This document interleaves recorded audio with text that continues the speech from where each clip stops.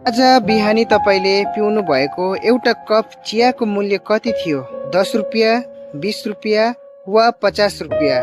तर के तपाईँले कहिले सोच्नु भएको छ त्यो एउटा कप चियाको पछाडि एउटा दिदी, काकी, आमा र एउटा दाजु, काका, बुवाको पसिना, सङ्घर्ष, अधुरो सपना र हजारौँ आशाहरू मिसिएको हुन्छन्। आज म तपाईँलाई चियाको स्वाद होइन, चिया बगानमा बाँचिरहेका हजारौँ श्रमिक परिवारको वास्तविक जीवनको कथा सुनाउनु लागेको छु। त्यसैले यो भिडियो अन्तिमसम्म अवश्य हेरिदिनुहोस्। नमस्कार साथीहरू, चिया बगानका धेरै परिवारको जीवन सीमित आम्दानीमा चलिरहेको हुन्छ।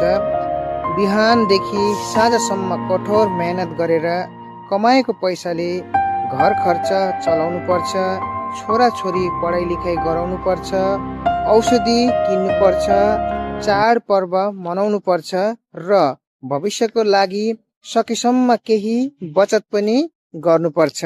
एउटा आमाले आफ्नो रहर त्यागेर छोराछोरीको भविष्य सजाउने सपना देखिरहेको हुन्छन्। एउटा बुवाले आफ्नो थकान लुकाएर परिवारको खुसीको लागि निरन्तर सङ्घर्ष गरिरहनु भएको हुन्छ। घरमा इष्टमित्र आउँदा पनि मुस्कानले स्वागत गरिन्छ, तर मनभित्र खर्च कसरी टार्ने भन्ने चिन्ता भने सधैँ जीवित हुन्छ।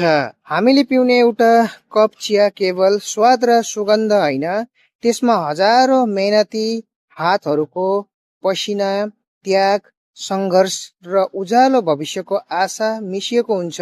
त्यसैले अर्को पटक चिया पिउँदा त्यसको स्वादसँगै चिया बगानका मेहनती श्रमिक परिवारहरूको सङ्घर्षलाई पनि सम्झिदिनुहोस्।